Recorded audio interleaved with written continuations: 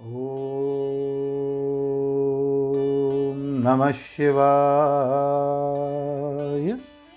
श्री शिव महापुराण कैलाश संहिता 7वां अध्याय शिव जी के विविध ध्यानों तथा पूजा विधि का वर्णन। ईश्वर बोले, साधक को अपनी बाईं ओर चौकोर मंडल का निर्माण करना चाहिए। उस मंडल की प्रणव के द्वारा पूजा कर अस्त्र मंत्र से शोधित कर आधार सहित शंख स्थापित करें। इस प्रकार मंडल में स्थित शंख का प्रणव से पूजन करें। सबसे पहले चंदन आदि के द्वारा सुवासित जल से शंख को पूर्ण करके 7 बार प्रणव द्वारा अभिमंत्रित कर गंध पुष्प आदि से उसका पूजन करें और धेनु मुद्रा तथा शंख मुद्रा का प्रदर्शन करें। उसके आगे चतुष्कोण का निर्माण करें। उसके बीच में अर्धचंद्र तथा उसके मध्य भाग में त्रिकोण बनाएं। फिर उस त्रिकोण में षटकोणात्मक व्रत बनाएं। इस प्रकार मंडल की परिकल्पना करें। मंडल का गंध पुष्प आदि द्वारा प्रणव से पूजन करके वहाँ पर आधार युक्त अर्घ पात्र स्थापित कर उसे जल से परिपूर्ण कर गंध आदि से अर्चित करें और उसमें कुशा का अग्रभाग अक्षत, जौ, विहरी, तिल, धृत, पीली सरसों, पुष्प और भस्म का निक्षेप कर सधोजात आदि चडंग मंत्रों और प्रणव मंत्र से पूजा करें। उस अर्घ पात्र की गंध पुष्प आदि से पूजा कर कवच से अभिमंत्रित करना चाहिए। अस्त्र मंत्र से उसका अवगुंठन करके रक्षा हेतु धेनु मुद्रा प्रदर्शित करना चाहिए। फिर अस्त्र मंत्र द्वारा उसका अपना तथा गंध आदि पूजन सामग्री का प्रोक्षण करें। उसके अनंतर कमल की ईशान दिशा में स्थित कमल पर ओंकार का उच्चारण करके गुरुवासनाय नमः इस प्रकार कहकर आसन प्रदान करने की भावना करें और गुरु के उपदेशानुसार वहाँ गुरु मूर्ति की परिकल्पना करें। ओम गुम गुरुभये नमः इस मंत्र का उच्चारण कर गुरु का आवाहन करें तथा दक्षिणाभिमुख स्थित हुए उनका ध्यान करें। जो प्रसन्न मुख है, सौम्य एवं शुद्ध स्फटिक के समान निर्मल है तथा हाथ में वर एवं अभय मुद्रा को धारण किए हुए, जिनके 2 नेत्र हैं और जो साक्षात शिव स्वरूप हैं, इस प्रकार गुरु का ध्यान कर क्रमशः गंध पुष्प आदि से उनका पूजन करें। फिर उस पद्म के नृतत्य कोण में स्थित पद्म पर गणेश के आसन के ऊपर गणपति मूर्ति की परिकल्पना करें और गणान्नात्वाः इस मंत्र से गणपति का आवाहन करें। तदुपरांत एकाग्रचित्त होकर इस प्रकार उनका ध्यान करें। वे रक्त वर्ण वाले विशाल काय, संपूर्ण आभूषणों से अलंकृत, चारों हाथों में क्रमशः पाश, अंकुश, अक्षमाला तथा वरमुद्रा धारण किए हुए हैं। वे गजानन प्रभु ध्यान करने वाले उपासकों के संपूर्ण विघ्नों को नष्ट करने वाले हैं। इस प्रकार गणपति का ध्यान कर गंध पुष्प आदि उपचारों से उनका पूजन करें।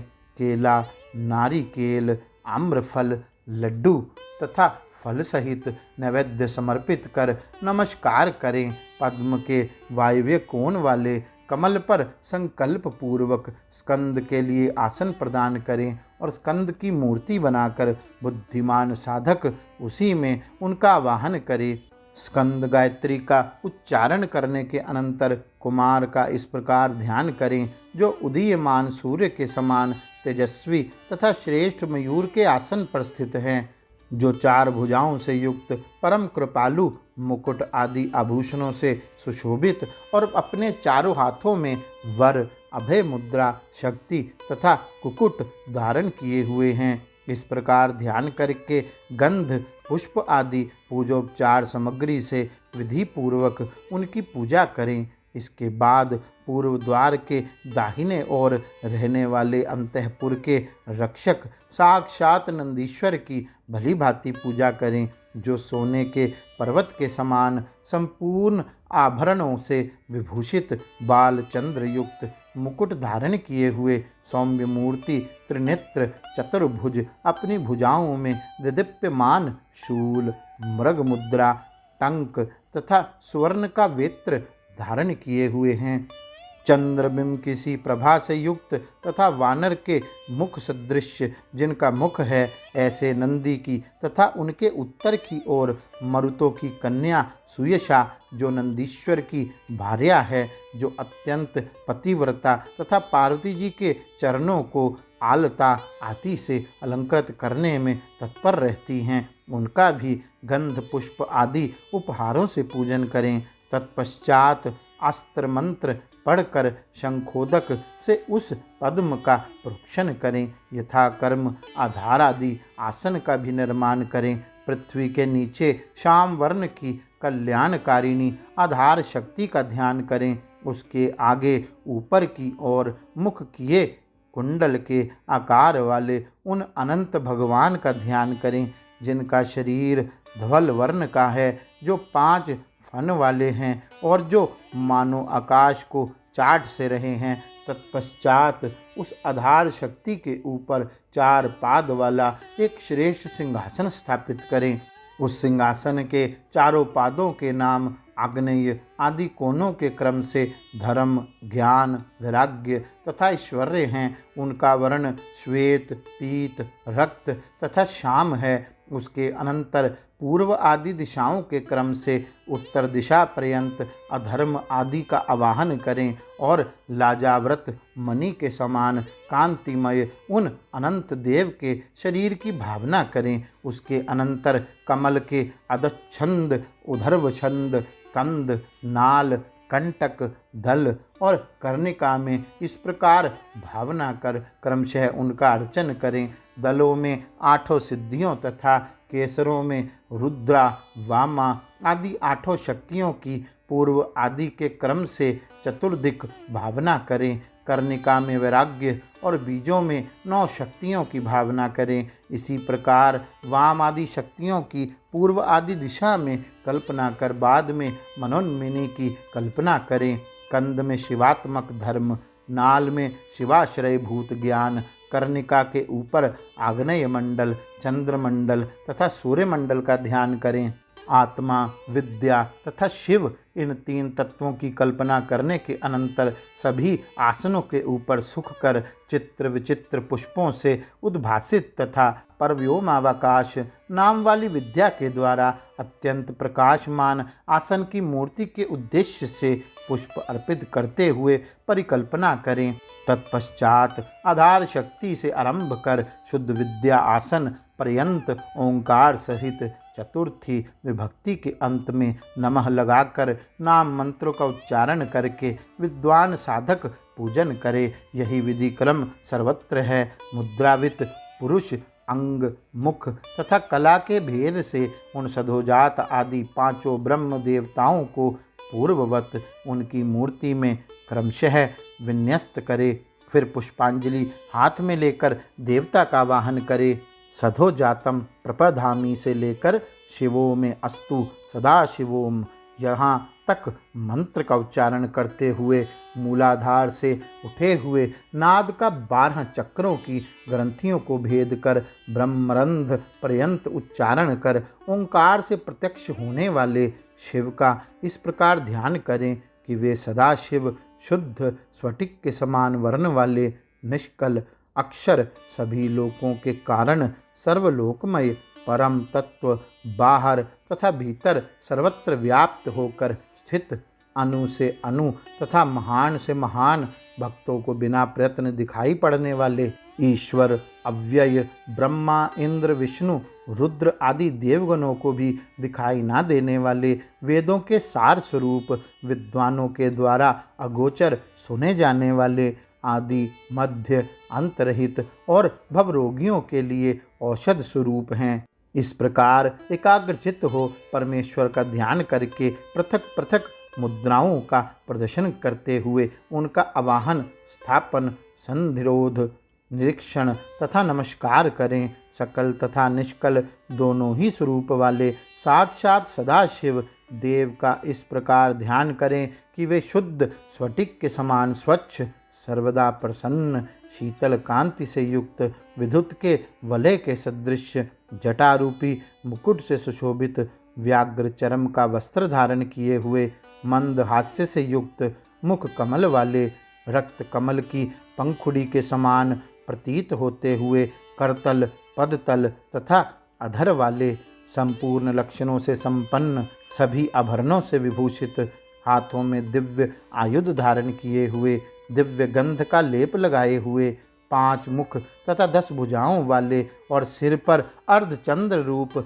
मणि को धारण किए हुए, इनका पूर्व दिशा का मुख सौम्य, बाल सूर्य के समान कांतिमान, कमल के समान 3 नेत्रों से युक्त तथा बाल चंद्र से सुशोभित मस्तक वाला है। इनका दक्षिण मुख नील मेघ के समान सुंदर कांति वाला, टेढ़ी भ्रगुटी युक्त, भयानक लाल तथा गोल 3 नेत्रों से युक्त, दाढ़ों के कारण विकराल प्रतीत होने वाला, कठिनाई से देखा जाने योग्य तथा फड़कते होठों से युक्त है। इनका उत्तर मुख मूंगे समान रक्ताभ, नील वर्ण की अलकावली से सुशोभित, सुंदर विलास युक्त, 3 नेत्रों से युक्त तथा अर्धचंद्र से शोभित मस्तक से समन्वित है। इनका पश्चिम मुख पूर्ण चंद्र के समान मनोहर, 3 नेत्रों से उज्ज्वल, चंद्र रेखा को धारण करने वाला, सौम्य एवं मंद हास्य के कारण मनोहर है।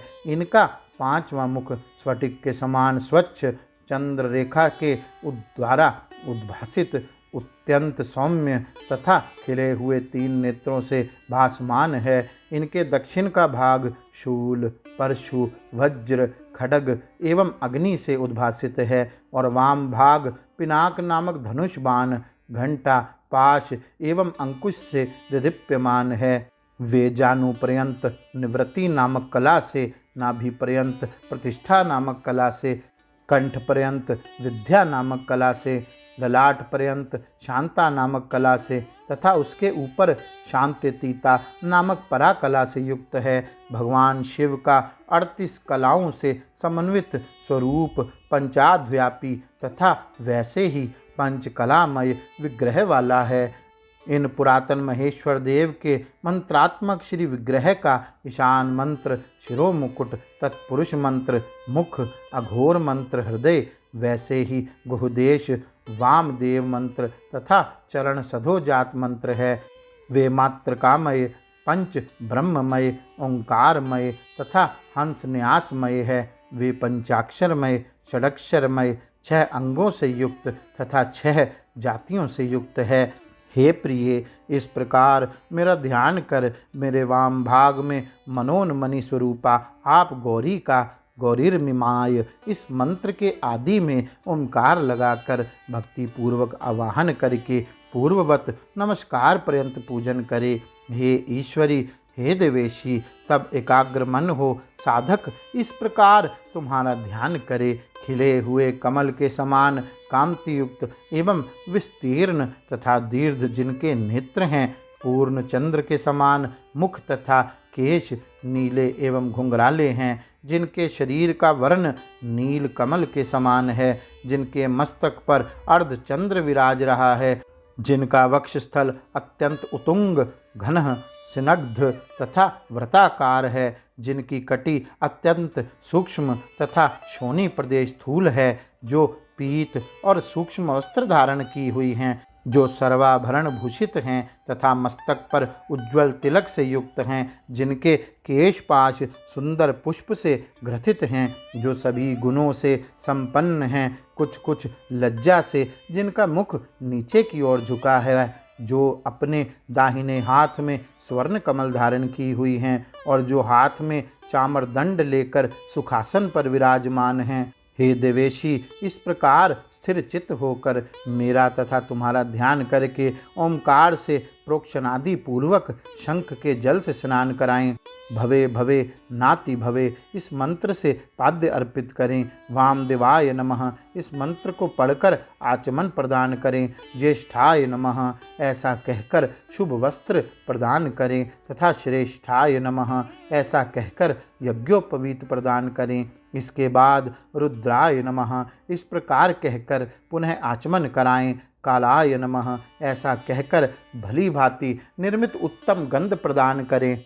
कल विकरणाय नमः ऐसा कहकर अक्षत प्रदान करें तथा बल विकरणाय नमः ऐसा उच्चारण कर पुष्प अर्पित करें। बलाय नमः ऐसा बोलकर यत्नपूर्वक धूप दें और बल प्रमथनाय नमः ऐसा कहकर उत्तम दीप प्रदान करें। षडंग ब्रह्म मंत्रों मातृका सहित प्रणव शिव और शक्ति सहित क्रम से मुझे तथा आपको मुद्रा दिखाएं। हे सुंदरी, उसके बाद पहले मेरा पूजन करें तथा बाद में तुम्हारा पूजन करें। जब तुम्हारी पूजा करें तब स्त्रीलिंग पदों का प्रयोग करें। हे पार्वती, मात्र इतना ही भेद है और कुछ नहीं। इस प्रकार भली भांति विधि के अनुसार ध्यान और पूजन कर बुद्धिमान पुरुष मेरी आवरण पूजा आरंभ करे। गौरी शंकर भगवान की जय। ओम नमः शिवाय।